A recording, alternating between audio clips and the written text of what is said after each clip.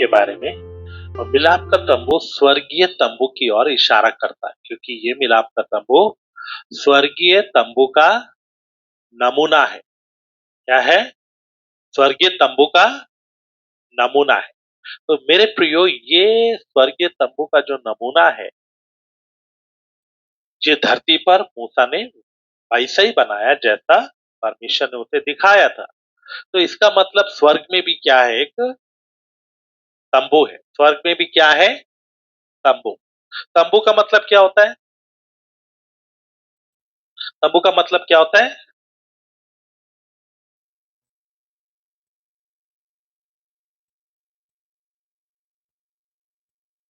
तंबू। तंबू क्या होता है? तात्कालिक, टेम्पररी। क्या होता है वो? तात्कालिक। तो जो तंबू होता है वो क्या होता है? तात्कालिक। घर बोलेंगे तो पक्का घर होता है। तंबू बोलेंगे तो क्या है? प्लास्टिक का होगा, शायद कपड़े का होगा, या किसी भी चीज का, उसे तंबू बोलते हैं ना। तो तंबू तात्कालिक होता है और घर पक्का होता है। और पक्का है तो परमानेंट होता है। ठीक है ना? तो स्वर्ग में जो घर है, या स्वर्ग में जो जिसका नमूना मूसा ने देखा, वो तंबू बोला गया है। क्या बोला गया है? तंबू। तंबू का मतलब है वो क्या है? तात्कालिक है। और अगर वो तात्कालिक है, इसका मतलब है वो परमानेंट नहीं है। तो प्रभु ने स्वर्ग में तात्कालिक क्यों बनाया? टेम्परेरी क्यों बनाया? वो तो जो भी बनाता है स्वर्ग में सब अनंतकालीन है ना। परमेश्वर को तो वहां अपने यहाँ तंबू बना, मंदिर बना रहा है, तो कैसा बनाना चाहिए? बोलिए। परमानेंट बनाना चाहिए। फिर तात्कालिक क्यों बनाया? बोलिए। क्यों बनाया तात्कालिक?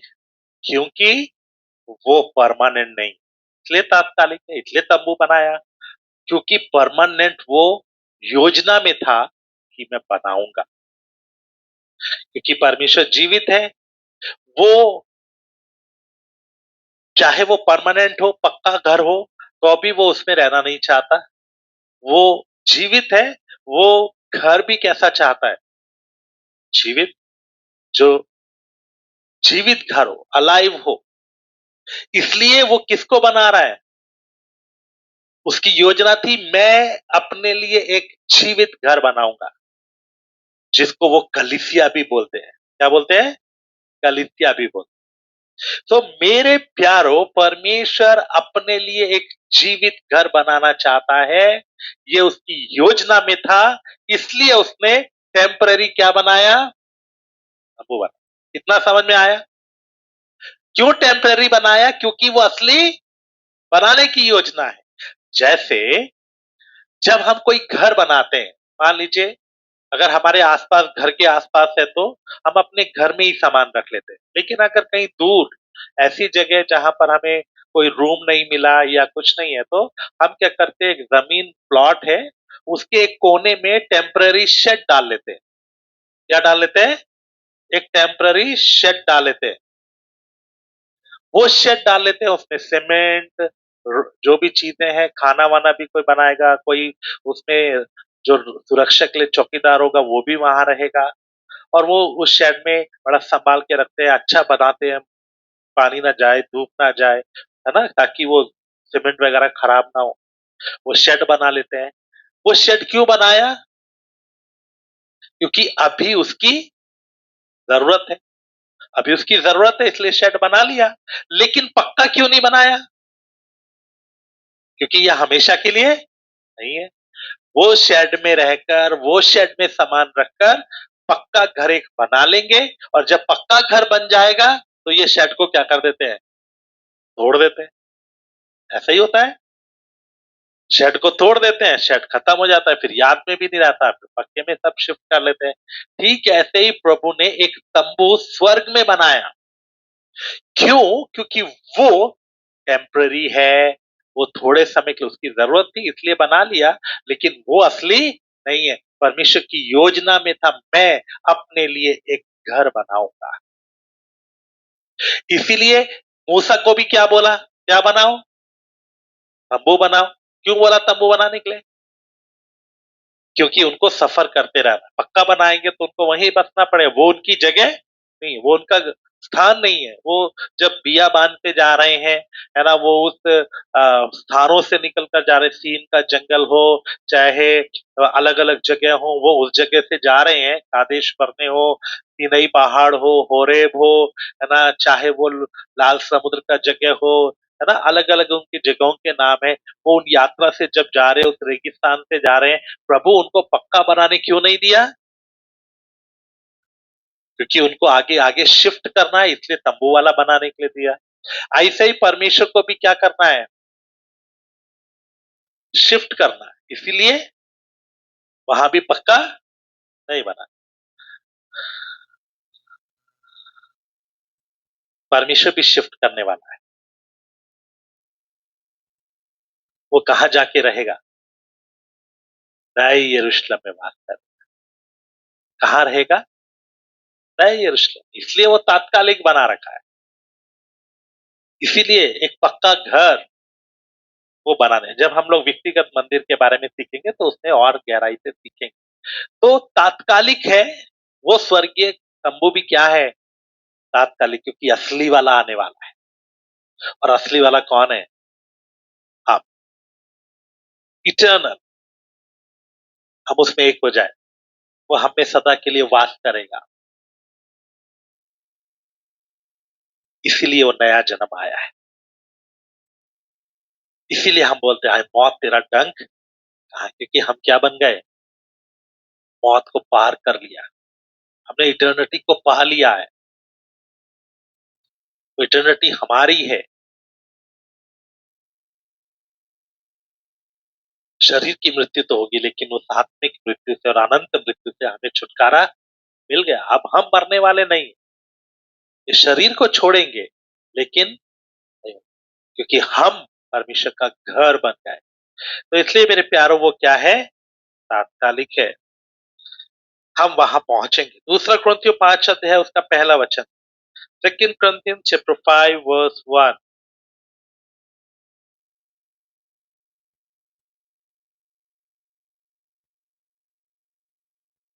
दूसरा क्रंथियो 5 अध्याय पहला वचन, सेकंड क्रंथियन चैप्टर 5 वर्स 1।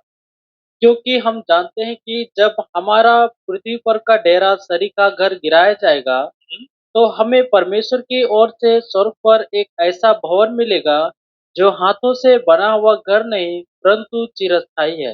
जो हाथों का बना हुआ घर नहीं, वर्ण चिरस्थायी है, जो हमेशा के लिए,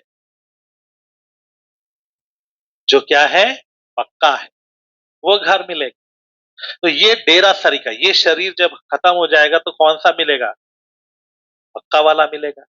एक ऐसा शरीर जिसमें कोई तकलीफ नहीं, दुख नहीं, भूख नहीं, प्यास नहीं, इसमें उम्र नहीं बढ़ती। जैसे परमेश्वर, आपको क्या लगता है परमेश्वर बहुत बूढ़ा हो गया? परमेश्वर जैसा है वैसा ही है ना। स्वर्गदूत भी वैसे ही है, करोड़ों साल हो गए उनको बने हुए, लेकिन वो वैसे ही है। वैसे ही हमें भी वो जो शरीर मिलेगा, सेलेस्टियल बॉडी, वो मेरे प्रियो, उसमें भूख नहीं, प्यास नहीं, दुख नहीं। हम उस घर को पहनने के लिए करा रहे हैं। अभी तो ये घर है, इसमें दुख है, बीमारी है ना, धूप लगती है, सर्दी लगती है ना, बीमार होता है, तकलीफ होता है, ये सब चीजें चल रही हैं। लेकिन मेरे प्रियो, जब हम वो अनंत घर को पहन लेंगे, वो चिरस्थायी घर जो हम पहन लेंगे, इसलिए इसको क्या बोलता है, ये डेरा तरीका, तंबू जैसा। डेरा से तंबू, डेरे को तंबू बोलते हैं। तंबू जैसा जब गिर जाएगा, तब हमें क्या मिलेगा? पढ़ो, तो हमें परमेश्वर की ओर से पूरा स्वर्ग, पढ़ो भाई शुरू से, डेरा तरीका। क्योंकि हम जानते हैं कि जब हमारा पृथ्वी पर का डेरा पृथ्वी पर का डेरा सरी का घर गिराया जाएगा, गिराया जाएगा, तो हमें परमेश्वर की ओर से परमेश्वर की ओर से स्वर्ग पर पर एक ऐसा भवन मिलेगा भवन जो हाथों पक्का। जो बस हाथ बस बस बस, क्या मिलेगा? तंबू नहीं, ये तंबू है। इस तंबू में हर चीज का फर्क पड़ता है, बीमारी आती, दुख आता, तकलीफ आती, गर्मी सर्दी बरसात, हर चीज का फर्क पड़ता है, क्योंकि ये तंबू है ना। ये तंबू कपड़े से बना था, ऐसे ही ये भी कपड़े जैसा ही है, हर चीज का तकलीफ होती है। लेकिन हमें एक ऐसा घर मिलेगा जो चिरस्थायी, क्या है? भवन मिलेगा। क्या मिलेगा? भवन। तो वो परमेश्वर क्या करेगा? हमें वहां रखेगा, और वो जो तंबू है उसको रिप्लेस कर देगा, क्योंकि हम परमेश्वर का घर बनते जाते हैं। तो मेरे प्रियो, परमेश्वर हमें बनाना चाहता है, और वो चाहता है कि हम बनकर उसकी उपस्थिति में जाएं। तो हम वो भवन बनते जा रहे। पढ़ेगा फर्स्ट पीटर चैप्टर 2 वर्स 5, पहला पत्र 2 अध्याय 5 वचन। परमेश्वर जिस मंदिर से उसको रिप्लेस कर, मैंने आपको बताया था, है ना, 4 मंदिर अभी तक हो चुके हैं। कौन कौन सा?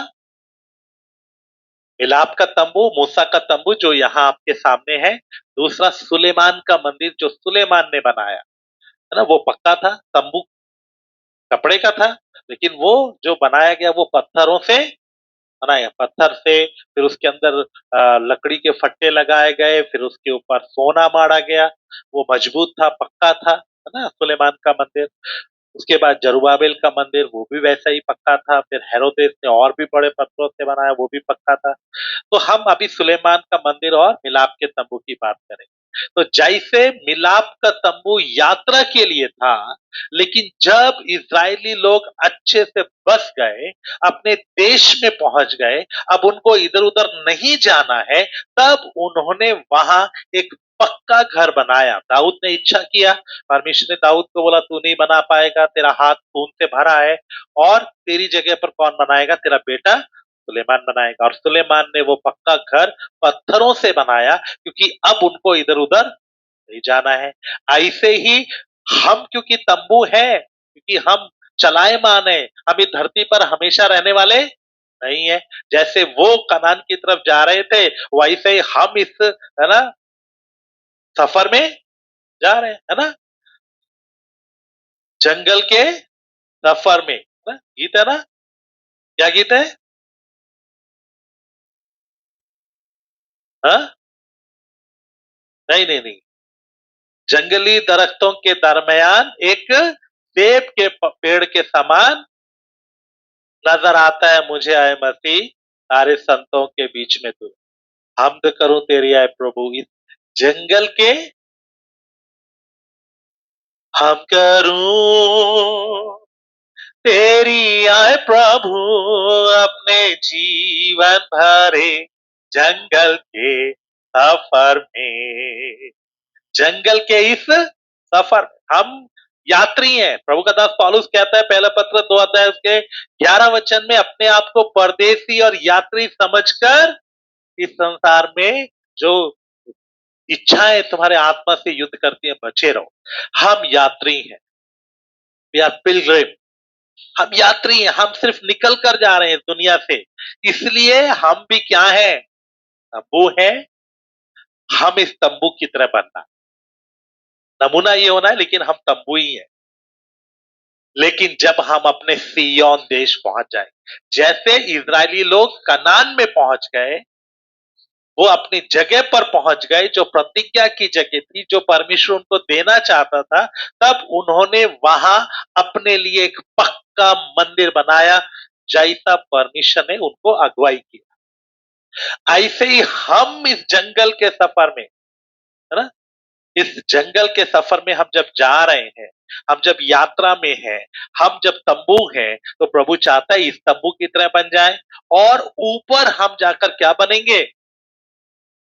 बोलिए, चिरस्थायी बनेंगे। एक ऐसा भवन हमको मिलने वाला है, जहां हम हमेशा वास करेंगे। फिर मूवेबल नहीं है, फिर निकलना नहीं है, फिर वही हमारा निशाना है। निशाने पर पहुंच गए तो बस हो गया। इसलिए प्रभु का वचन क्या कहता है? फर्स्ट पीटर चैप्टर 2 वर्स 5, तुम भी आप जीवते पत्थरों के समान तुम भी आप जीवते पत्थरों के समान आत्मिक घर बनते जाते हो। आत्मिक घर बनते जाते हो। तो वी आर, हम बदल रहे हैं, हम चेंज हो रहे हैं। किससे? नाशवान से अविनाशी की तरफ, कच्चे से पक्के की तरफ, तंबू से भवन की तरफ। हम सब क्या बनते जाते हैं? आत्मिक घर। तंबू नहीं, क्या बन रहे हैं? घर, जीवते पत्थरों के नहीं। है ना? सुलेमान के मंदिर में तो पत्थर लगे थे, वो किससे निकाले गए? चट्टानों से निकाले गए। वो पत्थर जीवित नहीं थे, लेकिन परमेश्वर अपने लिए एक जीवित घर बना रहा है, जीवित मंदिर बना रहा है, जीवते पत्थरों से बना रहा है। और वो जीवते पत्थर कौन है? हम। वहां एक भवन बनेगा, नया यरूशलेम उसका नाम है। वो किससे बनेगा? विश्वासियों से बनेगा। और उस नए यरूशलेम में कौन वास करेगा? हम लोग। हम तो नया यरूशलेम है, उसमें कौन वास करेगा? परमेश्वर वास करेगा। इसीलिए उसने अभी कौन सा बना रखा है? तात्कालिक। तो स्वर्ग में भी अभी क्या है? तंबू है, क्योंकि असली वाला बन रहा है। और जब बन जाएगा, परमेश्वर महिमा के साथ उसमें वास कर। समझ में आ गया? इसलिए स्वर्ग में भी क्या है? तंबू है। इजरायलियों को भी क्यों तंबू बोला? क्योंकि वो भी अभी किसमें थे? यात्रा में थे। ठीक है ना? जब अपने देश में पहुंच गए तो उन्होंने पक्का घर बनाया। ऐसे ही हम भी जब अपने घर में पहुंच जाएंगे तो चिरस्थायी भवन। समझ में आ गया? तो अब हमें चिरस्थायी बनना है तो हमें वहां पहुंचना पड़ेगा। लेकिन जब तक हम यात्रा में हैं, तब तक हमें तंबू की आवश्यकता है। किसकी आवश्यकता है? तंबू की आवश्यकता है। और तंबू भी अभी थोड़े दिन के लिए चलो ऐसा ही बना ले, नहीं। तंबू भी किसके अनुसार होना है?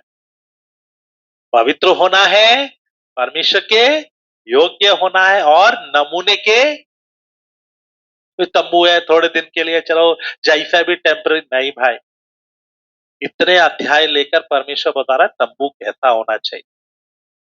अगर मैं तंबू की तरह बन गया, ये मिलाप के तंबू की तरह, तो जरूर मैं स्वर्गीय स्थानों में भी जुड़ जाऊंगा। इसलिए मेरे प्यारो, स्वर्गीय तंबू, उसको प्रभु रिप्लेस करने वाला है। किसके द्वारा?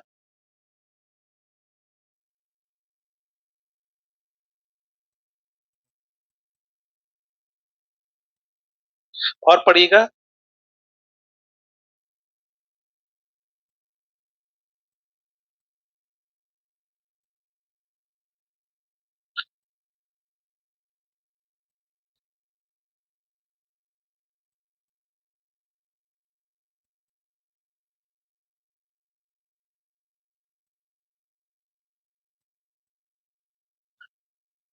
उसका 9 वचन पढ़िए।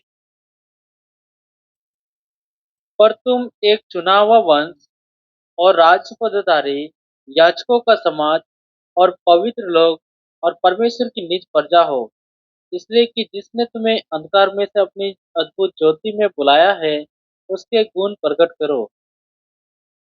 तो इसलिए मेरे प्यारो, हम क्या हैं? हम एक भवन क्या करते जा रहे हैं? बनते जा रहे हैं। उसमें सबसे पहला पत्थर वहां रख भी दिया। अब जो वो भवन वहां बन रहा है, उसके लिए पहला पत्थर क्या हो गया? रख दिया। नाप बन गया है, इतना नाप होना है, उसमें कोने का पत्थर भी क्या कर दिया? रख दिया। पढ़िएगा 7 वचन, 7 वर्स। अतः तुम्हारे लिए जो विश्वास करते हो, वो तो बहुमूल्य है। हम्म। पर जो विश्वास नहीं करते, उनके लिए जिन जिस पत्थर को राजमिस्त्रियों ने निकम्मा ठहराया था, हम्म। वही कोने का सिरा हो गया। हाँ, तो परमेश्वर ने स्वर्ग में क्या बनाना है? एक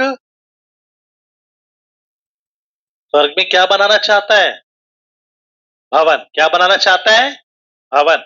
और भवन के लिए उसने क्या किया? नींव खोद दी है ना? परमेश्वर ने क्या किया? नींव खोद दिया है। ऐसा चारों तरफ नींव खुद गई है। और उसने क्या भी रख दिया है? नींव का कोने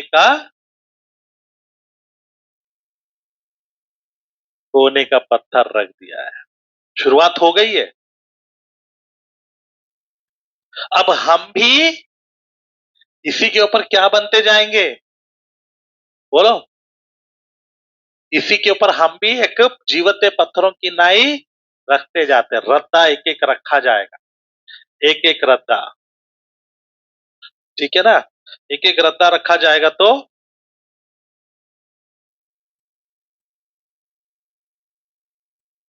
हम इसी के ऊपर रखे जाने हैं।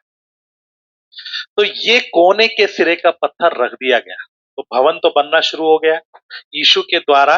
वो अनंत योजना जो प्रभु करना चाहता था, जो बनाना चाहता था, वो अनंत योजना यीशु के द्वारा परमेश्वर ने शुरू कर दी है ना? और ये कोने के सिरे का पत्थर उधर रख दिया गया है।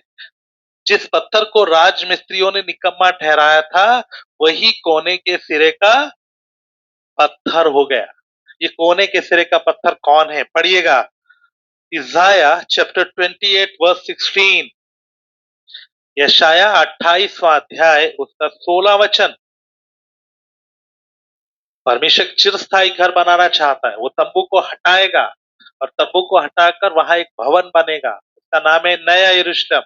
नए यरूशलेम में परमेश्वर वास करेगा। परमेश्वर स्वर्ग को छोड़कर किसमें वास करेगा? नए यरूशलेम में। और नए यरूशलेम को बनाने के लिए पहला पत्थर, सोने का पत्थर वहां पहुंच चुका है। हाँ, पढ़िएगा 28:16, 28:16। इसलिए प्रभु यहोवा यूं कहता है, देखो मैंने सिय्योन में नींव का एक पत्थर रखा है, नींव का एक पत्थर रखा है, एक परखा हुआ पत्थर, एक परखा हुआ पत्थर, कोने का अनमोल कोने का अनमोल और अति दृढ़ नींव के योग्य पत्थर। अति दृढ़ नींव के योग्य पत्थर। अब धीरे धीरे पढ़ दीजिए, ये पत्थर की खूबी क्या क्या है। नंबर 1, इसलिए प्रभु यहोवा यूं कहता है, देखो मैंने सिय्योन में नींव का एक पत्थर रखा है। सिय्योन में नींव का पत्थर। पहली चीज, ये कौन सा पत्थर है? नींव। दूसरा, एक परखा हुआ पत्थर, ये परखा हुआ है। क्या है ये? परखा हुआ। नंबर 3, कोने का अनमोल, कोने का पत्थर है। कोने का पत्थर सबसे इंपॉर्टेंट पत्थर होता है, कोने में जो रखा जाता है, कोने का पत्थर। और अति दृढ़ नींव के योग्य पत्थर। हाँ, ये क्या है? अति दृढ़ है, मजबूत पत्थर है, पक्का, अति दृढ़ है।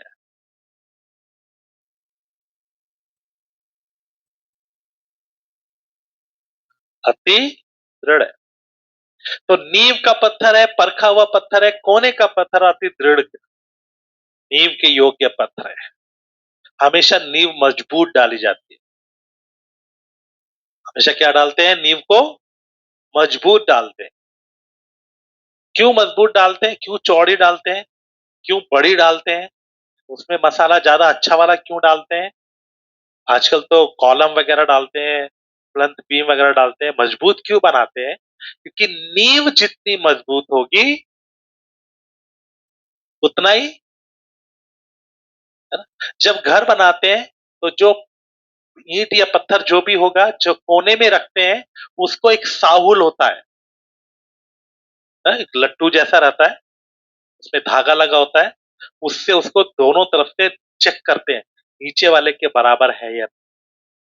फिर दूसरे कोने में जाएंगे, उधर भी नींव वो ईंटा रखेंगे या पत्थर रखेंगे, ब्रिक रखेंगे, और उसको भी साहुल से चेक करेंगे। ये दोनों को ठीक करने के बाद फिर इसके ऊपर एक धागा बांध देंगे। बीच वाले पे साहुल नहीं लगाते, इनके अनुसार पूरा क्या बना देते हैं? दीवार बना देते हैं। समझ में आया? तो नींव का पत्थर सेट किया जाता है वो एक बार, और सबसे नीचे, क्योंकि जैसा नीचे वाला आप ऊपर साहुल लगाएंगे तो नीचे वाले के अनुसार लगाएंगे। अगर नीचे वाला यहां रख दिया और ऊपर वाला लाके फिर यहां रखेंगे तो नहीं चलेगा। जहां नीचे वाला उसी के हिसाब से इसलिए नींव का पहला पत्थर रखते समय अच्छी तरह नाप तोल करते, कितना उधर होना है, कितना उधर होना है, कितना, वो बिल्कुल एक्यूरेट होना चाहिए, क्योंकि ऊपर जाके उसको इधर उधर नहीं कर सकते, टेढ़ा नहीं कर सकते। जैसा नीचे वाला रखा है ठीक वैसा, अगर यहां रख दिया तो दीवार यहीं बनेगी, कोने में नहीं ला सकते। इसलिए जो नींव का पत्थर है, कोने के सिरे का पत्थर है, वो तो नींव का है, ऊपर से कोने के सिरे का पत्थर है, तो बाकी पूरी दीवारें उसी के अनुसार बनेगी। अगर मैंने ये पत्थर ऐसे रख दिया तो पूरा घर ऐसे बनेगा ऊपर तक, है ना। तो ये नींव का कोने का अति दृढ़ पत्थर कैसे रखा है, परख का। कैसे रखा है, ये अच्छा है या नहीं, मजबूत है कि नहीं, सही है कि नहीं, और नाप कर हर जगह से एक एक सेंटीमीटर, एक एक इंच को नाप कर फिर रखते हैं, क्योंकि ये एक बार रख दिया तो पूरी दीवार इसी के अनुसार हो। समझ में आया। इसलिए यीशु को इतना परखा गया। ये नींव का पत्थर कौन है, पढ़िएगा, इफिसियों 2 अध्याय उसका 20 वचन पढ़ेगा। Ephesian chapter 2 verse 20। क्योंकि स्वर्गीय तंबू के बारे में हम सीख रहे हैं, वो तंबू तो थोड़े दिन के लिए, उसको हटाकर एक पक्का भवन बनाने जा रहा है। वो पक्का भवन के अंदर पहला पत्थर पहुंच गया। वो पत्थर नींव के योग्य परखा हुआ अति दृढ़ कोने का पत्थर है। लेकिन वो पत्थर कौन है,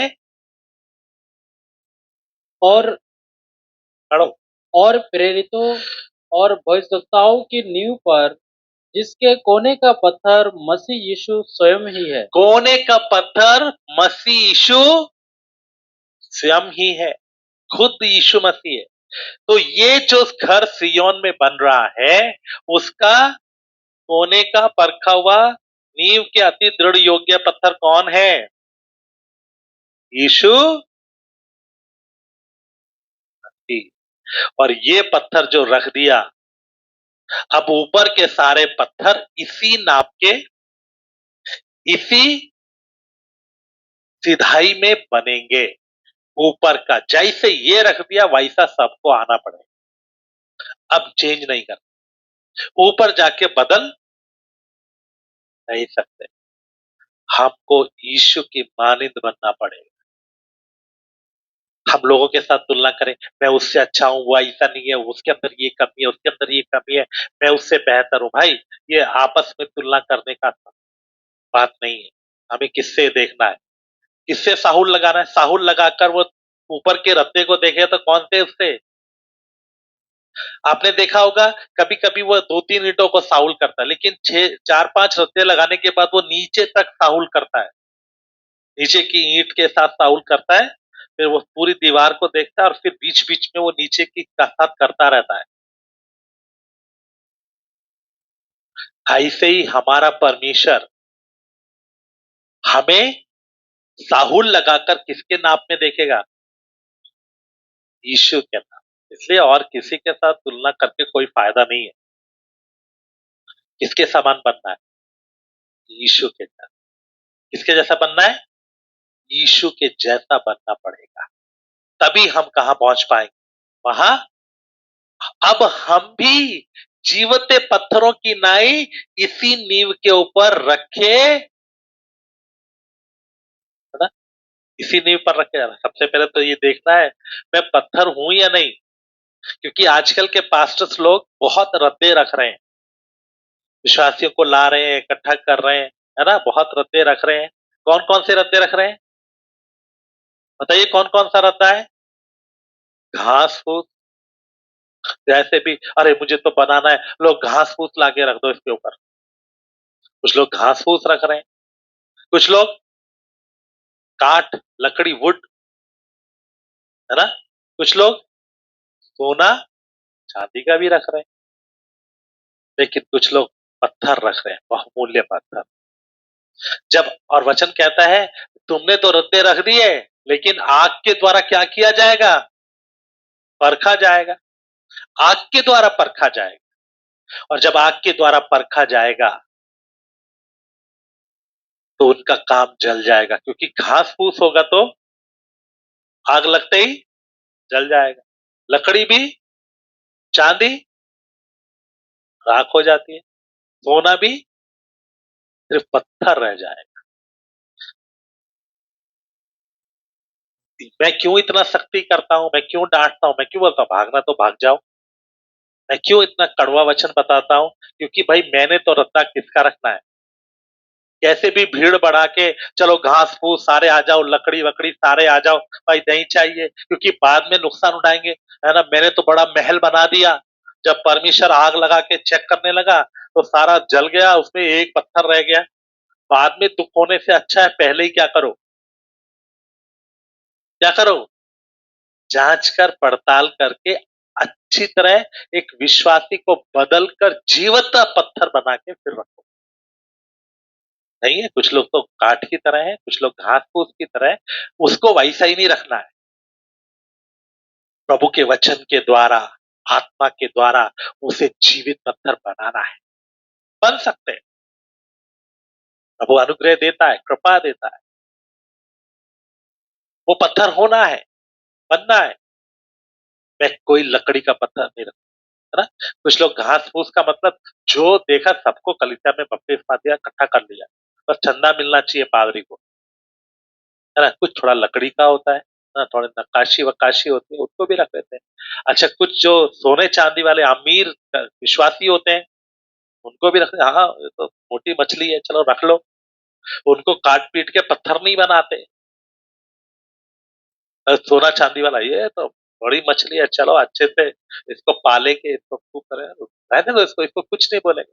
भाग गया तो क्या होगा, एक ही विश्वासी है जो ज्यादा पैसे देता है, हालेलुया, तो इसको कुछ नहीं बोलेंगे, है। उसको इज्जत देके, ओ ब्रदर आ गए इसको कुर्सी पे बैठाओ, अरे सिस्टर आ गए इसको कुर्सी पे बैठाओ, अरे ऐसा करो ऐसा करो, थोड़ा सा उसको, मोटी मछली है तो क्या करते हैं, खूब दाना वाना देते हैं, इज्जत देते हैं। आइए ब्रदर आप आके प्रार्थना करो, आप ये करो, ऐसा करते रहते हैं। हम करना चाहिए, बढ़ाइए, प्रार्थना करवाइए, कोई बात नहीं है, कुर्सी पे बैठाइए, लेकिन उसको बदल कर क्या भी बनाओ, जीवित पत्थर बनाओ, योग्य बनाओ। वचन के द्वारा प्रभु बदलता है, प्रभु बनाता है, योग्यता में लाना है और फिर रद्दा रखना है। इसलिए जब क्या दिया जाता है, बपतिस्मा दिया जाता है, तब वो पत्थर कहाँ रखा जाता है, रद्दे के रूप में रखा जाता है। अगर वो पत्थर ही नहीं है रख दिया तो, इसलिए बपतिस्मा से पहले तैयार कर, पूरी जिंदगी होता रहेगा, लेकिन वो डायरेक्शन में, उस नाप में, उस, है ना, अति दृढ़ता में तो लेकर आना है, क्योंकि नीचे वाला पत्थर अति दृढ़ है, ऊपर लकड़ी का रखेंगे तो चलेगा नहीं होगा।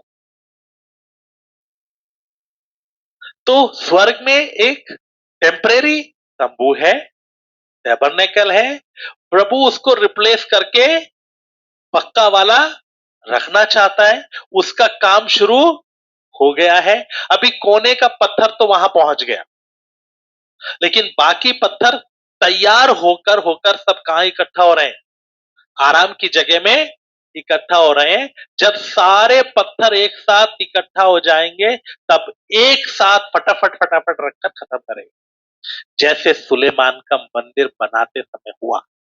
सारे पत्थरों को कहां बनाया गया, वादी में, तराई में, वहीं काट कर चीर कर नाप के अनुसार किया गया। वचन कहता है जब वो मंदिर बन रहा था सुलेमान का, तो किसी बसोली का, किसी औजार का कुछ भी शब्द नहीं हुआ। क्यों? क्योंकि उनको तैयार किया गया।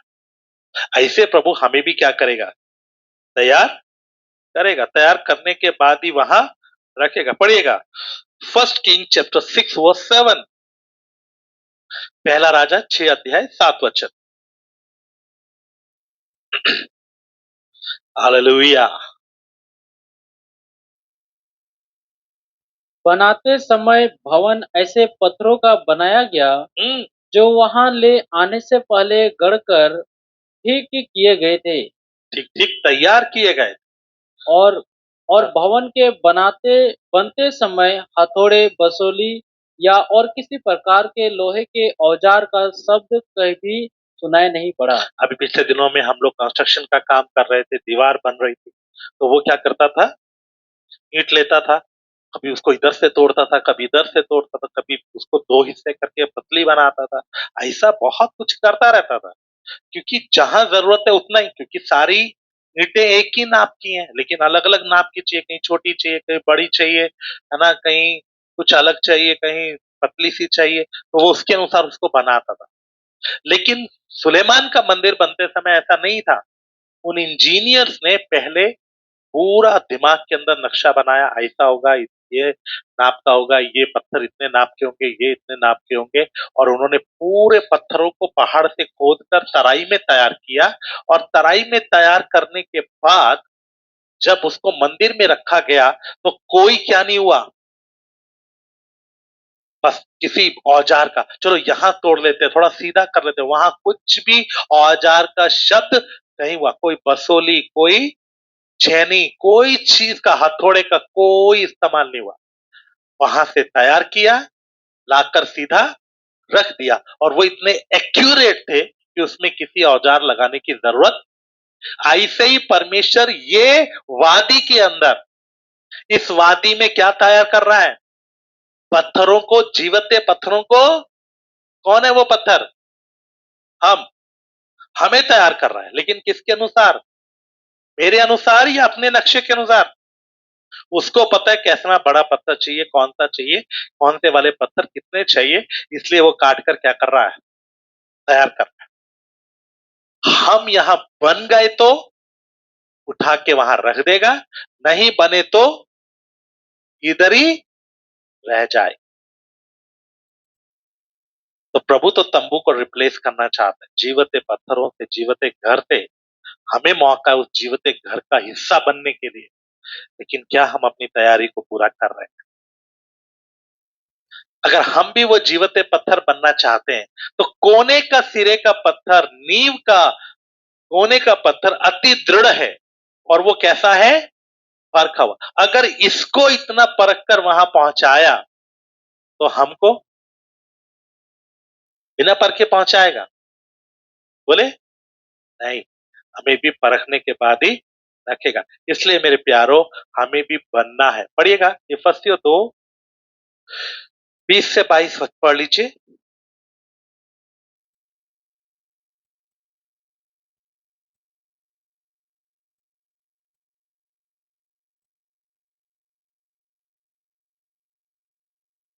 और प्रेरितों और भविष्यवक्ताओं की नींव पर, जिसके कोने का पत्थर मसीह यीशु स्वयं ही है, बनाए गए हो, जिसमें सारी रचना एक साथ मिलकर प्रभु में एक पवित्र मंदिर बनती जाती है।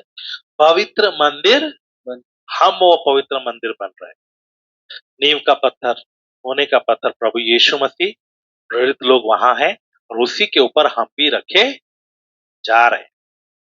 जीवित पत्थर, एक जीवित मंदिर हम बन रहे हैं, जीवित पत्थरों की नाई। तो हम अगर उसके ऊपर रखा जाना है, नींव का पत्थर को, कोने के पत्थर को इतना परख कर रखा, तो हमें भी परखने के बाद ही रखेगा। इसलिए मेरे प्यारो, प्रभु चाहते, पड़ेगा इसाया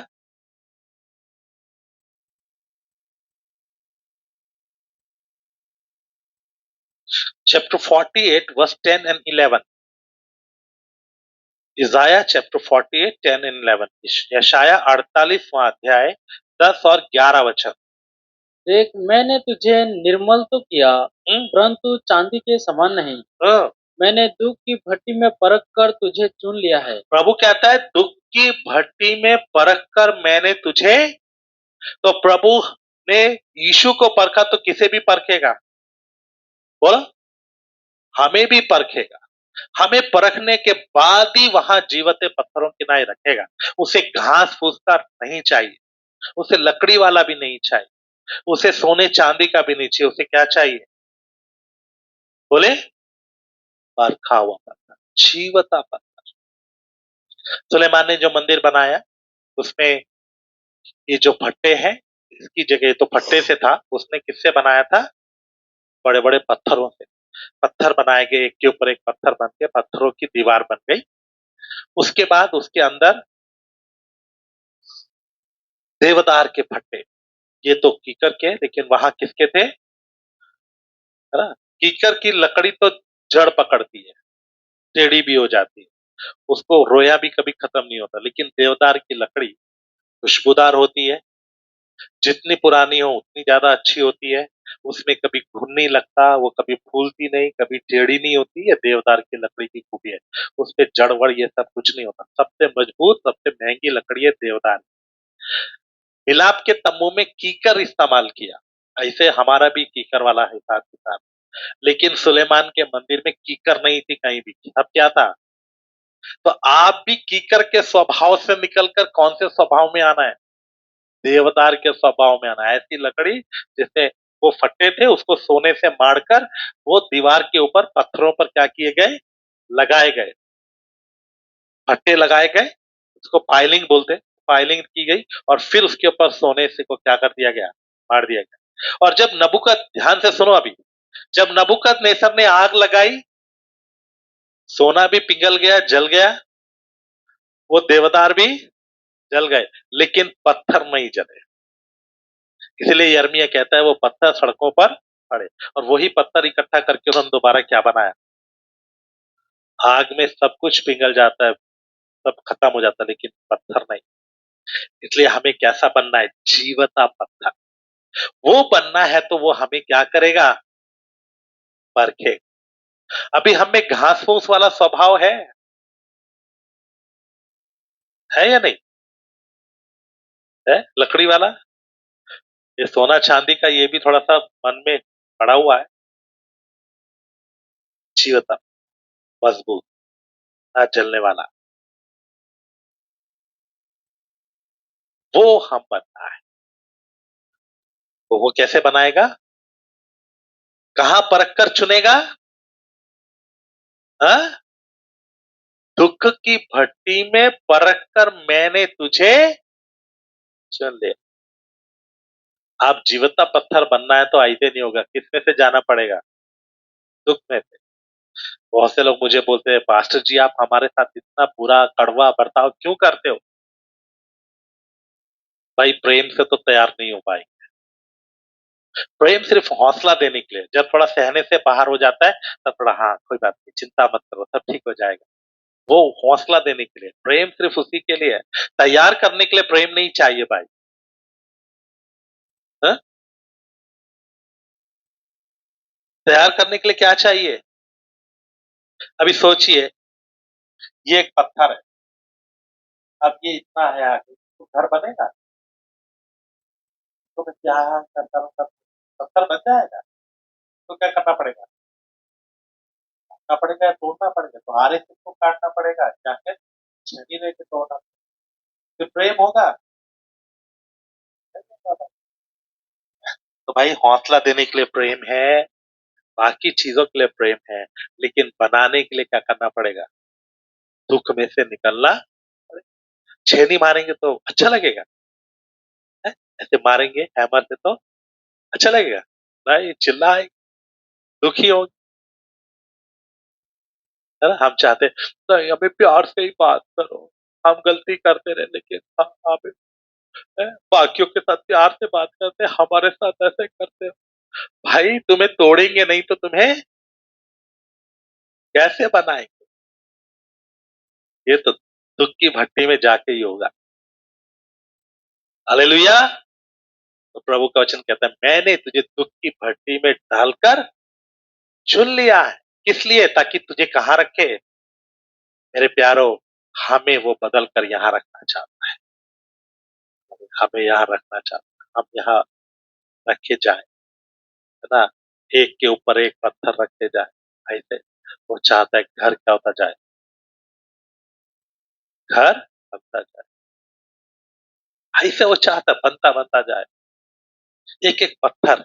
लेकिन अगर कोने के सिरे को परख कर रखा है तो ऊपर वाले को भी क्या परखेगा, इसके बराबर है ये, इधर भी साहुल उधर भी साहुल, जोड़ देखेगा, हर चीज को देखता जाएगा कि ये वहां तक जा रहा है कि, उसके लिए वो आपको परख कर तैयार करे। लेकिन हमारी खुदी क्या बोलती है? मेरी बेटी थी आशा। हाँ, कभी कभी हम उसको डांटते थे, बोलते थे मुझे प्यार चाहिए, मुझे प्यार चाहिए, मुझे डांटो मत। ऐसा बहुत रोती थी, छोटी थी। मुझे सिर्फ प्यार करो, मुझे डांटो मत। नहीं बेटा, तुम्हें डांटना पड़ेगा। हम उसको समझाते थे, बाद में डांटना पड़ेगा। नहीं नहीं, मुझे सिर्फ प्यार चाहिए। जब वो गुस्सा गुस्सा शांत हो जाएगा, नहीं पापा, आप तो हमारी भलाई के लिए करते हो, ठीक है आप डांटो, लेकिन हमें मुझे बना दो। ऐसे बोलती थी। तो हमारा भी खुदी का जब सांप खड़ा हो जाता है ना, तो फिर हम बोलते हैं मेरी बात सुनो, बस फिर एक करो। सांप देखने के बाद तो फिर मैं कभी बात सुनता नहीं। मैं सांप को दूध पिलाने वाला नहीं। एक बार मैंने सांप देख लिया खड़ा हुआ, तो मैं डंडा लेके फिर उसको मारता हूँ। आप लोग क्या चाहते हो? जब हमारा सांप खड़ा तो हमारी बात सुनो, हमें दूध पिलाता है भाई। मैं सांप को दूध पिलाने वाला नहीं हूँ। मैं जब देख लेता हूँ सांप खड़ा है, तो फिर मैं क्या उठा लेता हूँ? आपको सांप दिखाई देगा तो क्या करोगे? बोलो। जोड़ के वो लेके कटोरी लेके दूध लेके जाओगे? मैं देखता हूँ ये खुदी का सांप खड़ा हो गया, फिर मैं डंडा उठाता हूँ। सांप को देख के तो तुरंत मारना है उसको। नहीं नहीं, लोग गर्म बिस्तर में, हाँ जाओ मेरे पास, घुस जाओ इधर, छुप जाओ, है ऐसा होगा? नहीं। प्रभु भी हमें क्या करता है? दुख की भट्टी में डालकर हमें चुनता है। पढ़िएगा, फर्स्ट पीटर चैप्टर 4 वर्स 12। पहला पत्र 4 अध्याय 12 वचन, 12 और 13 वचन पढ़ लीजिए।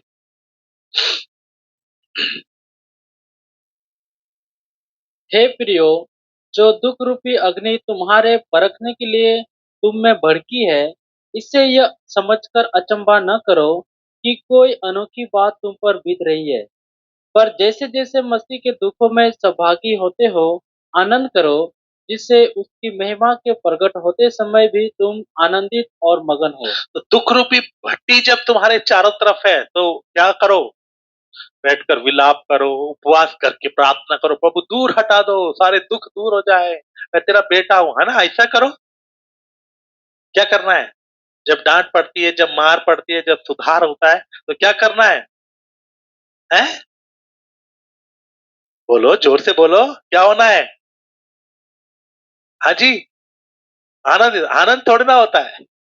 वचन क्या था? अगर आपको ये भेद समझ में आएगा तो आप आनंदित रहेंगे। फिर कष्ट में आनंदित रहेंगे तो खुशी में तो आनंदित रहते ही हैं। हो जाएगा वचन पूरा, सदा आनंदित रहो। लेकिन आपको ये भेद ही नहीं पता है कि हाँ, मुझे परख कर क्या कर रहे हैं? सीधा कर रहे हैं। हाँ, मुझे सीधा कर रहे हैं। एक बार की घटना बताता हूँ, मेरे घर की घटना है। मैं एक बार जोशुआ को, छोटा था, पिटाई कर रहा था। तो मैं हमेशा वो सामने खड़ा करता हूँ, 2 या 3 लगाता हूँ, तो मैंने लगा दिए। अच्छा, जब मैं कुछ मार रहा हूँ या डांट रहा हूँ, तो मेरी पत्नी बीच में नहीं आती। एक बार आई थी, बस वो एक ही बार आई, दोबारा कभी नहीं आई। कि उसको भी मिल गया, तो उसको पता है अब मेरा पति डांट रहा है, तो मुझे बीच में नहीं जाना। अच्छा, मेरी बहन लोग भी डरते हैं, क्योंकि मैं थोड़ा जब गुस्सा होता हूँ तो फिर कंट्रोल से बाहर नहीं होता, लेकिन मैं किसी को छोड़ता नहीं हूँ। तो घर में मेरी बहन आई हुई थी, जो यहाँ रहती है, छोटी वाली, कि घर में जगाधरी में आई हुई थी। मैंने जोशुआ को मारा। जोशुआ को मार वार के मैं अपने कमरे में चला गया, अपने काम में लग गया। तो वो दूसरे कमरे में थी, तो वो जोशुआ को बोल रही थी, देखा, उसको गोद में लेके, देखा तेरा पापा तुझे मारता है, मैं तुझे प्यार करती हूँ। तो जोशी ने उसे क्या बोला, पता नहीं, इसको याद है कि नहीं, छोटे थे बहुत। नहीं, हमारा पापा हमें प्यार करता है, वो हमें स्वर्ग में ले जाना चाहता है, इसलिए मारते। क्योंकि मैंने मारते समय सिखाया, मैं मार रहा हूँ इस कारण, मैं हमेशा गलती बता के मारता हूँ, इसलिए डांट रहा हूँ। कुछ भी, अभी भी मारता हूँ, अभी कल परसों भी किक लगाई। बहुत बार बोला ऐसा नहीं करना, ऐसा नहीं करना, नहीं मानते तो फिर, है ना? क्यों कर रहे हैं? दुश्मनी है इसलिए नहीं। लगता है, बुरा लगता है, खुद ही को चोट लगती है, आके फिर मेरे पास उधर बहुत आंसू बहाया, बहुत अच्छे से कप भर गया पूरा। दुख लगता है, लेकिन हमारी भलाई के लिए है। दुश्मनी होने के कारण नहीं कर रहे, बैर होने के कारण नहीं कर रहे। ऐसे ही परमेश्वर हमसे जो बर्ताव कर रहा है, बैर होने के कारण नहीं कर रहा है। हमारी भलाई के लिए कर रहा है, क्योंकि परखेगा तो, तराशेगा तो तभी हम जीवते पत्थर, नाप के अनुसार के पत्थर बन पाएंगे। इसलिए कहता है, जब दुख रूपी अग्नि तुम्हारे परखने के लिए भड़के तो अचंभित नहीं होना, आनंदित हो जाओ, क्योंकि परमेश्वर तुम्हें क्या करना चाहता, तैयार करना चाहता है। और मेरे प्यारों, वो हमें तैयार करके बनाता है। यीशु को कैसे परखा गया, ठीक वैसे ही हमें भी परखा जाएगा। ये भी परखा हुआ पत्थर है, इसके ऊपर जो पत्थर रखेगा इसी के नाप का, इसी के आकार का, इसी की डायरेक्शन में, इसी के, है ना, सिधाई में होना चाहिए। तो जैसा ये है वैसा ही ऊपर वाला भी होना है ना। ऊपर इतना बड़ा पत्थर है, तो नीचे इतना बड़ा पत्थर है, तो ऊपर इतना पत्थर रख दिया, फिर उसके ऊपर लाके इतना बड़ा रख दिया, ऐसा रखते हैं क्या? तब किसमें होना है, आकार। नहीं होगा तो उसको काट कर छोटा करते हैं, छोटा होगा तो उसको निकाल कर बड़ा करते हैं या जोड़ कर रखते हैं। ऐसे ही हमें भी किसके नाप में होना है, इसके नाप में पढ़िएगा। Hebrew chapter 4 verse 15, प्रभु हमें परखे कर दुख की भट्टी में डालकर परखेगा। और जब हम पर ये दुख की भट्टी आती है, परख आती, तो अचंभित नहीं होना, बल्कि हमें आनंदित होकर सहना है, ताकि हम तैयार हो जाएं। और कितना तक हमें परखेगा, कितना तक हमें सिद्ध होना है, इब्रानियों 4 अध्याय 15 वचन, Hebrew chapter 4 verse 15। क्योंकि हमारा ऐसा महायाजक नहीं हाँ, जो हमारी निर्बलताओं में हमारे साथ दुखी न हो सके, दुखी ना हो सके, वरन वो सब बातों में हमारे समान परखा तो गया। हमारे समान परखा गया। सब बातों में वो हमारे समान परखा गया। तो मेरे प्यारो, वो हमारे समान परखा गया है सब बातों में। इसका मतलब है हमें भी किसकी तरह परखा जाएगा, यीशु की तरह सब बातों में परखा जाएगा। और जो परख में जयवंत हो जाएगा, जो परख में निकल जाएगा, जो सिद्ध हो जाएगा, जो उस नाप का बन जाएगा, उनको लेकर वो कहा जाएगा, स्वर्गीय। हाँ, पढ़िएगा, रेवलेशन चैप्टर 3 वर्स 21, प्रकाशित वाक्य 3 अध्याय 21वां वचन।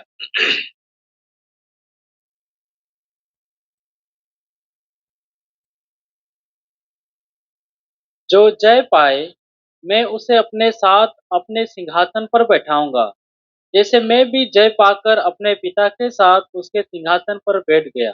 जैसे मैं भी जय पाकर सिंहासन पर बैठ गया, वैसे तुम भी जय पाओगे, परख के ऊपर, टेस्ट के ऊपर, दुख के ऊपर, जैसे मैंने जय पाया।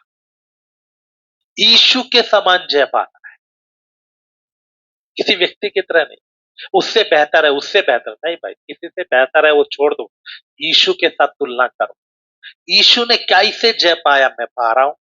यीशु ने हर चीज के ऊपर जय पाया। उसकी परीक्षा हुई, उसके सामने भी गुस्से की बातें आई, उसके सामने भी लड़ाई झगड़े की बातें आई, उसके सामने भी निंदा बदनामी आई, लेकिन उसने पलटकर कभी जवाब नहीं दिया। उसके समान बनना है। वो सब बातों में परखा गया, तभी निर्दोष निकला। वो चाहता है हम भी क्या बने, सिद्ध निकले। कैसे सिद्ध होना है, कितने तक सिद्ध होना है, कौन सा पत्थर किस नाप का होना है, पड़ेगा इफिसियों 5 अध्याय उसका 26 और 27 वचन। Ephesian chapter 5 verse 26 and 27।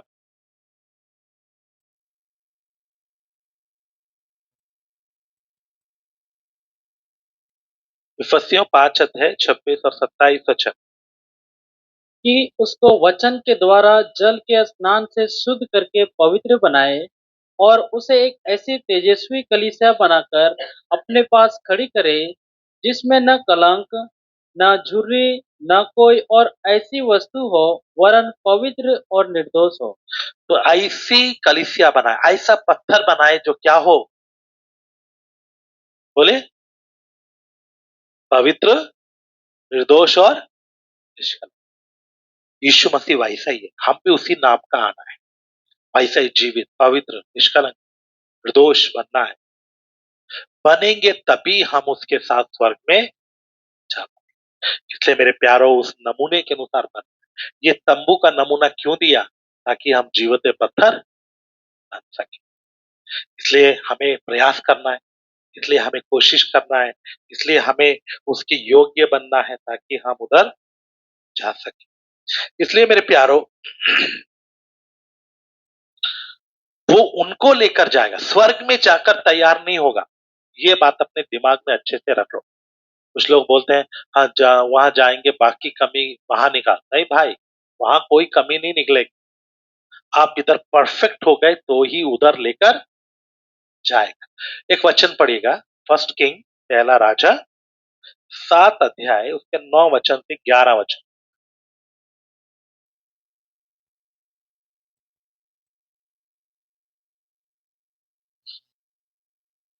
ये फर्स्ट किंग चैप्टर 7, 9 to 11, पहला राजा 7 अध्याय, 9 वचन से 11 वचन। ये सब घर बाहर भीतर नींव से मुंडेर तक ऐसे अनमोल और गढ़े हुए पत्थरों के बने, जो नाप कर और आरों से चीर कर तैयार किए गए थे, और बाहर के आंगन से ले बड़े आंगन तक लगाए गए थे। उसकी नींव बहुमूल्य और बड़े-बड़े अर्थात 10-10 और 8-8 हाथ के पत्थरों की डाली गई थी, और ऊपर भी बहुमूल्य पत्थर थे जो नाप से गढ़े हुए थे, और देवदारी की लकड़ी भी थी। बड़े आंगन के चारों ओर के घेरे में गड़े हुए पत्थरों के 3 रद्दे और देवदारों की कड़ियों की एक परत थी, जैसे कि यहोवा के भवन के भीतर वाले आंगन और भवन के ओसारे में लगे थे। तो ये जब पत्थर बने तो 10-10 हाथ, 7-7 हाथ के बने। एक हाथ इतना बड़ा होता है, क्यूबिट 1.5 फीट रहता है, तो 7 का कितना हो गया, 10.5 फीट। बड़े बड़े पत्थर कितना बड़ा हो, मेरे कमरे के बराबर बराबर पत्थर, ऐसे पत्थरों से बनाए। लेकिन दोबारा पढ़ो। ये सब घर बाहर भीतर नींव से मुंडेर तक ऐसे अनमोल और अनमोल, ये कौन से पत्थर थे, अनमोल जिसका कोई मूल्य नहीं। क्यों अनमोल बन गए ये, हाँ, और गड़े हुए पत्थरों के बने। गढ़े हुए। कैसे पत्थर थे ये, गढ़े- ऐसे जैसी हालत में गोल मटोल वैसे नहीं है। बहुत लोग प्रार्थना करते हैं, प्रभु मैं जैसा हूं आ गया, 10 साल के बाद भी, प्रभु मैं जैसा हूं, प्रभु हम तो कमियों से भरे, जैसा हूं मैं आ गया। भाई ये हमेशा के लिए नहीं है। पहली बार आप आए जैसे थे वैसे ही आ गए, प्रभु ने स्वीकार किया। वो वचन के द्वारा आपको गढ़ रहा है, बना रहा है। अभी भी वैसे के वैसे हो तो भाई आपके लिए ये स्थान नहीं। हम बदलते जाते हैं, अंश अंश करके बदलते जाते हैं। ज्यादा स्पीड में नहीं, कम से कम धीरे धीरे बदल रहे, लेकिन बदलना है। जो नहीं बदल रहा, परमेश्वर उनको उठाकर फेंक देगा। तो गढ़ते जाना है, गढ़ना है, तराश कर, ठीक करना है। मैंने अभी ये उदाहरण बताया, उसको काट कर तराश कर चारों तरफ से ऐसा बनाना, प्लेन होना चाहिए, बिल्कुल उबड़ खाबड़ कुछ नहीं, ऐसा बनाएगा। तो अनमोल घड़े हुए, पत्थरों के बने, जो नाप कर जो नाप कर, है ना, क्या कर कर, जैसा है वैसे ही। अच्छा इतना मोटा, इसको ऐसे रहने दो, नहीं, नापा, इतना चाहिए तो उतना क्या कर देगा, है ना। मान लो ये पत्थर ऐसा है, चलो ऐसे ही थोड़ा सा इधर से कर दो, थोड़ा इधर से कर दो, ऐसा नहीं। उनको नाप कर कितना चाहिए, निशान लगा कितना चाहिए, तो क्या करेगा,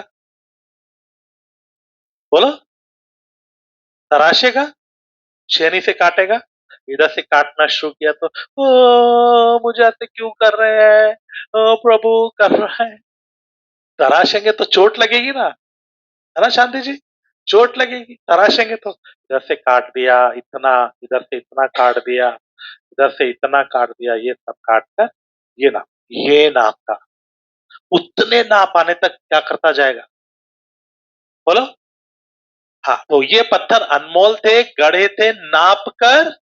और आरों से चीर कर तैयार किए गए थे। हाँ, सिर्फ छेनी नहीं थी, आरे, फिर छेनी, और ये सबसे क्या किया गया, हथौड़े से तैयार किए गए। बड़े बड़े आरों से क्या किया गया, बस लिख लो आप लोग, समझना कुछ नहीं। आरों से क्या किया गया, जब तक मैं नहीं बोलूं लिखना नहीं, मैं टाइम दूंगा बीच में। आरों से क्या किया गया, चीरा गया। छेनियों से उसको बराबर किया गया, पूरा जितना भी फालतू था सब काट कर अलग किया। ऐसा ही आपके जीवन में जो जो चीजें प्रभु को पसंद नहीं है, जो नाप के बाहर है, परमेश्वर के नाप, आपका नाप नहीं।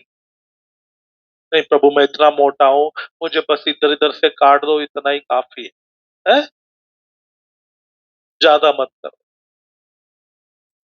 हमसे सहा नहीं जाता। हालेलुया।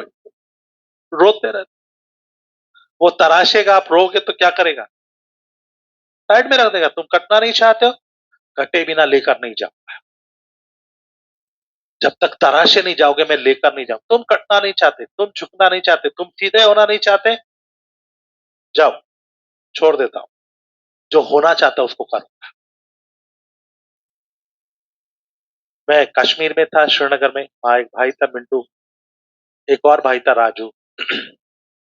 अलग अलग समय में दोनों ने एक ही बात बोला, पास्टर जी आप चाहे मुझे मारो, चाहे कुछ भी करो, लेकिन आप मुझे योग्य बनाओ, वचन सिखाओ, आप मुझे डांटोगे मैं कुछ नहीं बोलूंगा। मैंने बोला मेरी मार खाने के लायक तो बनो।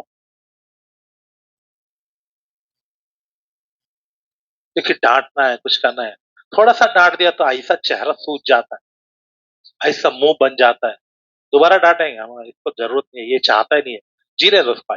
ऐसे परमेश्वर करता है, वो आपको तराशता है, वो आपको काटता है, आप चिल्लाते हो, आप बुरा मानते हो, है ना, आप कुड़कुड़ाते हो, बुड़बुड़ाते हो, प्रभु छोड़ देता है।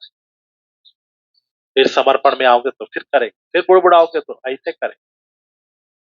प्रभु को बोलना है, प्रभु मुझे तराश कर बनाओ, मैं बुड़बुड़ाऊंगा नहीं, मैं बोलूंगा नहीं, मैं कहूंगा नहीं।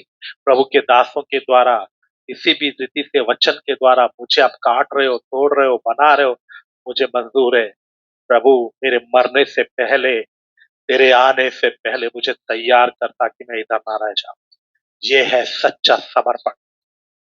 वो जीवता पत्थर बनेगा। अचंबा नहीं होना है, समर्पण करना है। क्यों अपने अगुओं के अधीन होते हैं? क्यों जूता खाने के बाद भी उनके पांव पकड़ते हैं? क्योंकि मालूम है इनके द्वारा प्रभु मुझे क्या करेगा? काट कर सीधा करेगा, काट कर सीधा करेगा। हमारे, हम प्रभु के दास के अधीन रहते थे, कितना भी शक्ति करे, कुछ भी करे, वापस जाके उनका पांव पकड़ते चूमते थे। क्यों? हमें पता है परमेश्वर ने इसके अधीन रखा है, ये बनाने वाला है, यही हमें बनाएगा। प्रभु को धन्यवाद देते, प्रभु ने मरने तक वहां समर्पण में रहने के लिए कृपा दी, और आज हमें उसका कितना लाभ हो रहा है, कितना चीजें हमने सीखा, कितना उनके जीवन से नमूने को देखा, और वो आज हमें लेकर आगे जाते हैं। हमने काटने दिया, मार खाकर भी हमने पांव पकड़ा, डांट खाकर भी हमने पांव पकड़ा। हमें मालूम है यही जगह है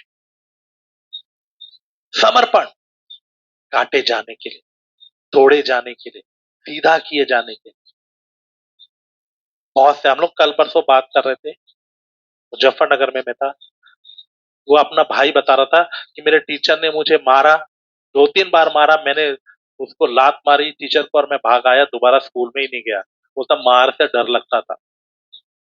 भाई जिनको, बहुत लोग मिलेंगे आपको, मार की वजह से स्कूल छोड़ दिया, डांट की वजह से स्कूल छोड़ दिया, काम करना पड़ता है इसलिए स्कूल छोड़ दिया। ऐसे बहुत से लोग सिधाई के रास्ते को, सिद्धता के रास्ते को छोड़ देते हैं, क्योंकि यहाँ काट पीट बहुत होती है, यहाँ भट्टी में रहना पड़ता है, यहाँ परख में रहना पड़ता है, यहाँ तराशे जाने में रहना पड़ता है, इसलिए लोग छोड़ देते हैं। इसलिए मैंने नियम बना लिया, पहले पहले मैं रोकता था, अभी मैंने सोच लिया जाने वाले को मैं बोलूंगा कल के बजाय आज ही जाओ, क्योंकि रोक कर फायदा नहीं। चुना हुआ होता तो पता चलता है, चलो ठीक है, इसको दर्द हो रहा है, फिर भी इसको हौसला देके बनाएंगे। ये रास्ता कठिन रास्ता है, इसलिए अचंबा नहीं होना, बल्कि क्या होना है? खुश होना है, उस दुख की भट्टी में ठहरना है। अय्यूब कहता है, जब मेरा परमेश्वर मुझे तालेगा तब मैं कुंदन की नाई निकलूंगा। वो कहता है मुझ में पूरा काम कर, मुझ में पूरा काम। इसलिए मेरे प्यारों, हमें क्या होना है? तराशे जाने के लिए तैयार होना है। तो वो क्या किए गए थे? अनमोल, गड़े हुए, नाप कर और आरे से चीरे गए और बाहर के आंगन से ले बड़े आंगन तक लगाए गए थे। हाँ, बस। तो वो लगाए तब जाएंगे जब वो क्या बन जाएंगे?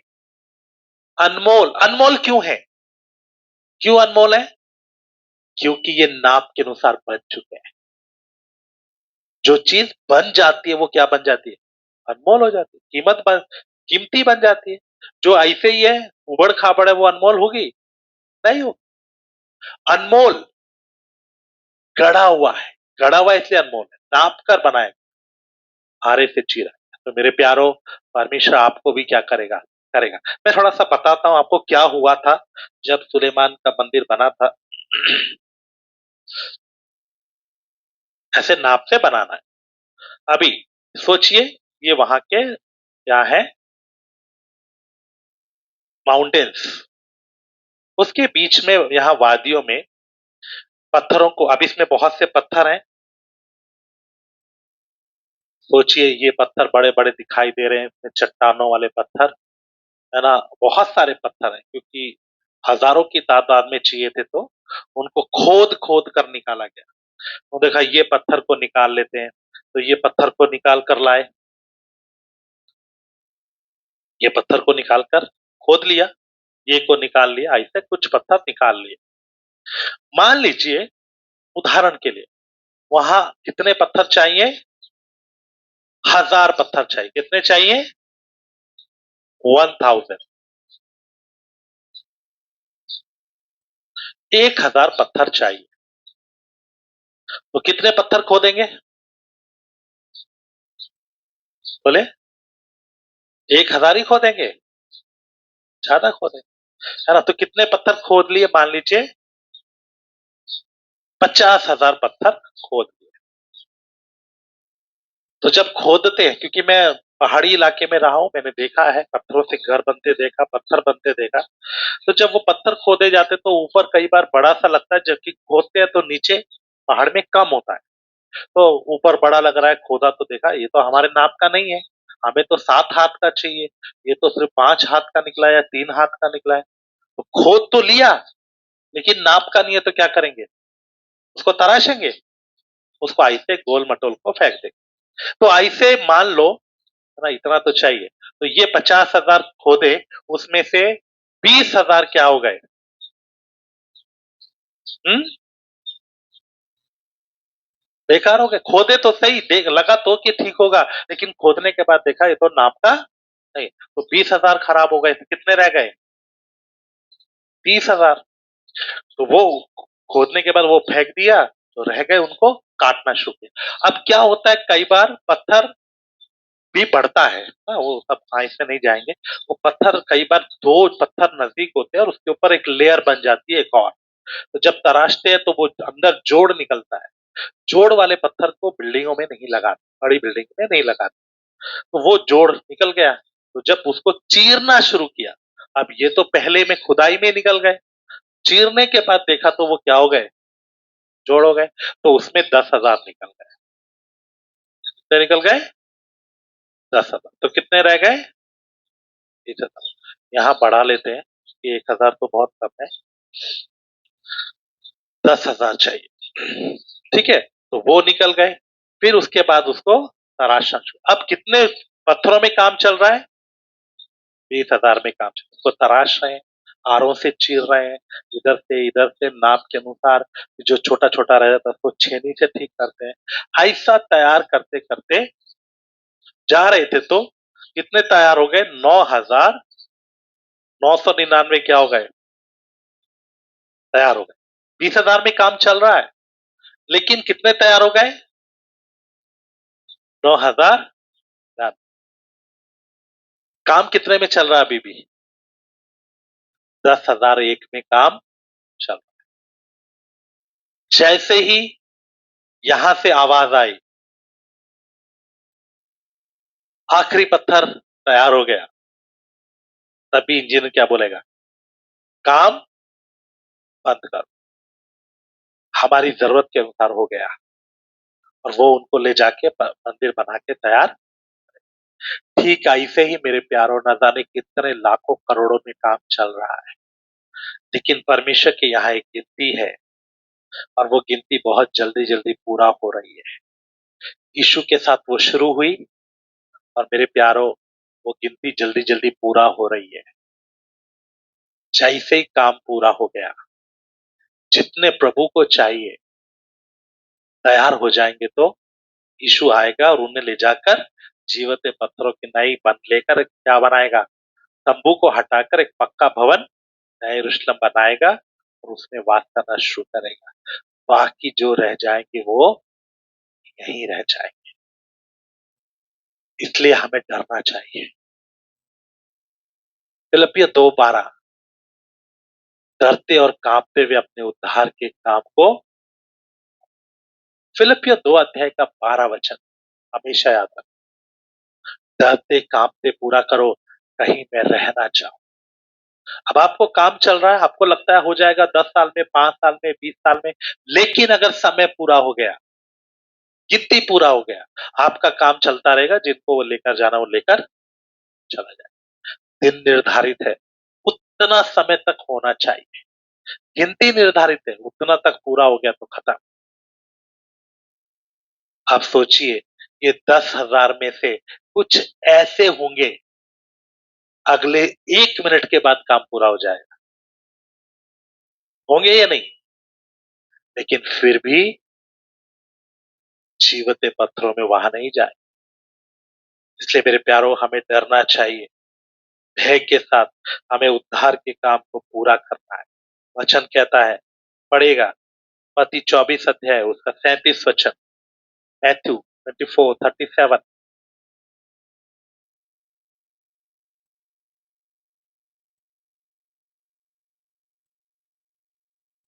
जैसे नूह के दिन थे, जैसे नूह के दिन थे, वैसा ही मनुष्य के पुत्र का आना भी होगा।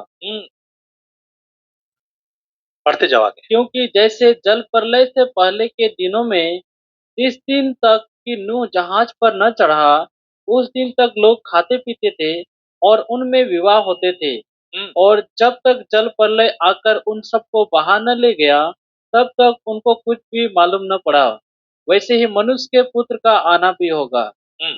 उस समय 2 जन खेत में होंगे, एक ले लिया जाएगा और दूसरा छोड़ दिया जाएगा। एक खेत में बिल्कुल नजदीकी रिश्ते, दो भाई, बाप बेटा, ऐसे लोग काम करते हैं, इतना नजदीकी संबंध है, फिर भी एक ले लिया जाएगा, एक, वो मतलब क्या है? जो तैयार होगा वो ले लिया जाएगा, जो तैयार नहीं होगा वो छोड़ दिया जाएगा। हाँ आगे।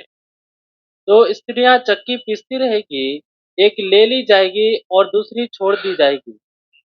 इसलिए जागते रहो, जागते रहो, क्योंकि तुम नहीं जानते कि तुम्हारा प्रभु किस दिन आएगा। परंतु ये जान लो कि यदि घर का स्वामी जानता होता कि चोर किस पहर आएगा, तो जागता रहता और अपने घर में सेंध लगने न देता। लूका 12 अध्याय 40 वचन पढ़िए। Luke chapter 12:40।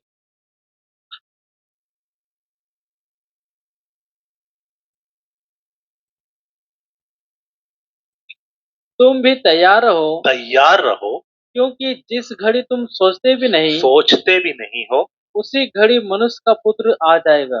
मेरे प्यारो, दस ध्यान से सुने। ये पत्थरों में जिस जिसमें काम होता जा रहा है, उनको एक जगह पे इकट्ठा किया जा रहा है। ये तैयार हो गया, ये तैयार हो गया, ये तैयार हो गया, ये तैयार हो गया। ऐसे जो पत्थर जिस नाप के चाहिए वो तैयार होते थे, एक जगह इकट्ठा करते जा रहे हैं। हमसे पहले जो लोग तैयार हो गए, इस संसार को छोड़ दिया, वो पैराडाइज में इकट्ठा है। इस धरती पर भी अभी काम चल रहा है। आखिरी गिनती पूरा होते ही जो तैयार होगा वो चला जाएगा, जो तैयार नहीं होगा, थोड़ा भी काम बाकी रहा तो इधर ही रह जाएगा। इसलिए कहता है, डरते और कांपते हुए अपने उद्धार के काम को पूरा। मेरे प्यारो, यीशु मसीह वो तात्कालिक को हटाकर एक जीवता सदा ठहरने वाला मंदिर, नए यरूशलेम बना रहा है, जिसमें वो हमेशा के लिए वास करने वाला है। हमको उसका हिस्सा बनने का मौका है। उस नए यरूशलेम में जाने का मौका है। लेकिन शर्त एक ही है, हमको परख कर तैयार किया जाएगा। उसके आने से पहले हम तैयार रहना है। अगर हम उसके आने से पहले तैयार नहीं होंगे, हम इधर ही रह जाएं। इसलिए फिलिपियों में पौलुस कहता है दोबारा, डरते और कांपते हुए अपने उद्धार के काम को पूरा। इसलिए पौलुस कहता है, पतरस कहता है, पहला पतरस 2 अध्याय 11 वचन में, अपने आप को संसार की इच्छाओं से बचाए रखो। यूहन्ना भी कहता है, जो तुम्हारे आत्मा से युद्ध करते हैं उन सांसारिक अभिलाषाओं से बचे रहो। अपने आप को परदेसी और यात्री मानकर इस दुनिया में जियो। ये दुनिया हमारा घर नहीं है। हमें परखा जाएगा हर बातों में, हर चीजों में परखा जाएगा। जैसे यीशु को परखा गया वैसे ही परखा जाएगा। जैसे चेले लोग तैयार हुए, जैसे पहली सदी के लोग तैयार हुए, हमें भी वैसे ही तैयार होना पड़ेगा। और अगर हम तैयार नहीं पाए गए, हम इधर ही रह जाएंगे, इधर ही रह जाएंगे। आपकी सेवा, आपका बाकी कुछ वो नंबर 2 है। सबसे पहले आपका अपना तैयारी। क्या आपका स्वभाव बदल गया? क्या आपका स्वभाव यीशु के मानद बन गया? क्या आप बदलकर यीशु की तरह जी रहे हैं, चल रहे हैं? क्या पवित्र, निर्दोष और निष्कलंक बन रहे हैं? यदि नहीं तो हम इधर ही रह जाए। इसलिए डरते हुए आइए हम अपने उद्धार के काम को पूरा करें। एक वचन पढ़कर हम प्रार्थना करेंगे। प्रकाशित वाक्य 21 अध्याय उसका 3 वचन। Revelation chapter 21 verse 3। फिर मैंने सिंहासन में से किसी को ऊंचे शब्द से यह कहते हुए सुना, देख, प्रभु परमेश्वर का डेरा मनुष्यों के बीच में है। वो उनके साथ डेरा करेगा और वे उसके लोग होंगे, और परमेश्वर आप उनके साथ रहेगा और उनका परमेश्वर होगा। परमेश्वर स्वर्ग छोड़कर मनुष्यों के बीच में डेरे में रहेगा। किसमें रहेगा? नए यरूशलेम। वो तात्कालिक को वो छोड़ देगा, हमेशा के भवन में रहेगा। वो हम में रहना चाहता है, अभी भी रहता है, लेकिन हम में अभी संपूर्णता नहीं है। वो चाहता है हम संपूर्ण होकर हमेशा के लिए उसमें एक हो जाए। वो भवन का हिस्सा वो हमें बनाना चाहता है। वो अनंत काल तक हम में रहकर राज्य करना चाहता है और हमें भी राजा बनाकर अपने साथ रखना चाहता है।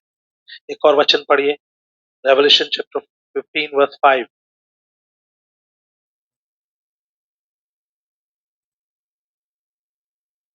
इसके बाद मैंने देखा कि स्वर्ग में साक्षी के तंबू का मंदिर खोला गया।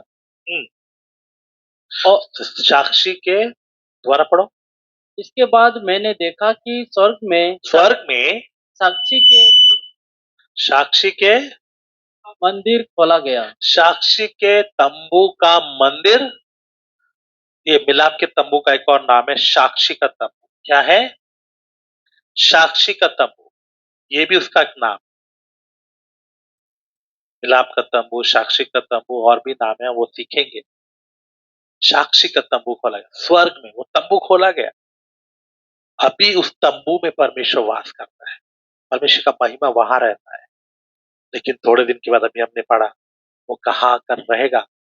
नए यरूशलेम में। और वो नया यरूशलेम मनुष्यों के बीच में उतर आएगा और परमेश्वर अपने लोगों के बीच में डेरा करेगा। उनको छोड़ देगा, वो उनमें वसेगा। वो जीवित पवित्र भवन जो बन रहा है वो उसमें वास करेगा।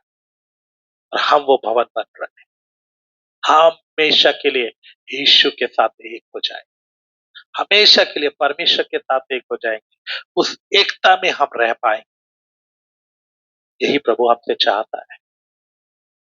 आप सोचिए वो दिन कितना अच्छा होगा जब हम उससे कभी अलग नहीं होंगे। उसका प्रेम हम में होगा, हम उसमें वास करेंगे, उसके साथ रहेंगे हमेशा, हमेशा के लिए, इटर्निटी के लिए। अब इसकी उपस्थिति में कितना आनंद मिलता है, उसकी उपस्थिति में कितना खुशी मिलता है। हम जब आत्मा में परिपूर्ण हो जाते हैं फिर हमें और किसी चीज की चिंता नहीं रहती। सोचिए जब हम उसके साथ, उसकी आत्मा में, उसकी उपस्थिति में हमेशा रहेंगे, तब कितना अच्छा होगा।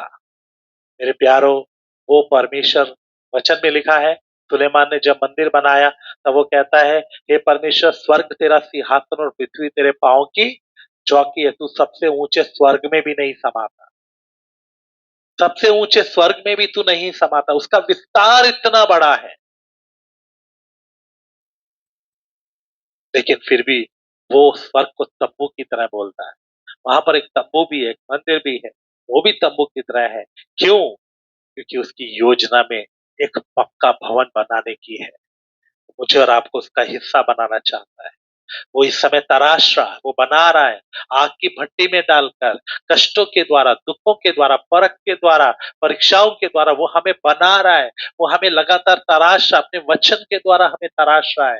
मेरे प्यारो, हम नम्र होकर उससे बोले, जहां मुझ में काम करना है तू कर, प्रभु मुझे बना कर रख, मुझे इन पत्थरों में होना है, इनमें भी नहीं होना है, इन नाश होने वालों में भी नहीं होना है, जिनमें काम चल रहा है उनमें भी नहीं, मुझे बने हुए पत्थरों में होना है। जल्दी काम कर ताकि मैं इधर ना रह जाऊं। इसलिए दुल्हन कहती है आ, क्योंकि जो पत्थर तैयार हो गए वो तो बोल रहे हैं जल्दी ले जाओ, हमें महिमा में रखो, हमें बनाओ। इसलिए दुल्हन कहती है आ। मेरे प्यारो, प्रभु अभी तंबू में है और वो इंतजार कर रहा है, वो पक्का घर कब उधर पहुंचेगा, जीवित पत्थर कब पहुंचेंगे, वो भी इंतजार में है। हमारा यीशु हमारा इंतजार कर रहा है, मेरी दुल्हन कब वहां पहुंचेगी। आइए हम समर्पण करें। शायद इन दिनों में ढीले हो गए, शायद इन दिनों में जैसा तैयारी होना चाहिए वैसा नहीं हो रहा है, जैसा चलना चाहिए वैसा नहीं हो रहा है। आइए हम समर्पण करें। आइए हम आंखों को बंद करके प्रभु से विनती करें, हे परमेश्वर मुझे तैयार कर, हे परमेश्वर मेरे जीवन में काम कर। प्रभु मुझे केवल खोदे हुए पत्थर नहीं बनना है, मुझे एक योग्य पत्थर बना, अपने नाम के अनुसार गढ़ा हुआ अनमोल पत्थर बना। मुझे तराश कर सीधा कर अपने नाम के अनुसार, जो तेरा नाम है, मेरे नाम के अनुसार नहीं, मेरे मन के अनुसार नहीं। प्रभु जैसा तू चाहता है मैं बनूं, मुझे वो ऐसा ही बना,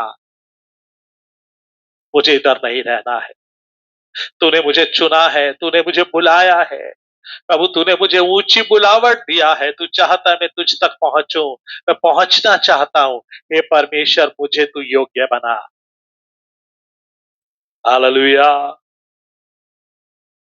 हालेलुया। प्रभु मुझे तेरे पीछे चलना है। प्रभु चाहे तू मुझे दुख की भट्टी में लेकर चल, चाहे तू मुझे आरोग के बीच में से लेकर चल, तराशने के बीच में से ले चल, हथौड़े के बीच में से ले चल, मैं तेरे पीछे चलूंगा। मैं तुझसे सवाल नहीं पूछूंगा, मैं नहीं बोलूंगा तू मुझे कहां ले जा रहा है। हालेलुया। मैं नहीं कहूंगा तू मुझे कहां ले जा रहा है। प्रार्थना करें, नम्रता के साथ प्रभु के सामने प्रार्थना करें। प्रभु मैं नहीं पूछूंगा तू कहां ले जा रहा है, मैं चलना चाहता हूँ, तू मुझे बना, मुझे संसार की अभिलाषाओं से छुड़ा। हाँ प्रभु शैतान आता है, हाँ प्रभु शैतान आकर धोखा देता है, हाँ प्रभु शैतान आकर फंसाने की कोशिश करता है, वो इच्छाओं में, अभिलाषाओं में, पुरानी बातों में फंसाने की कोशिश करता है। लेकिन प्रभु मुझे जय पाना है, मुझे ये गंदगी को काट कर अलग करना है।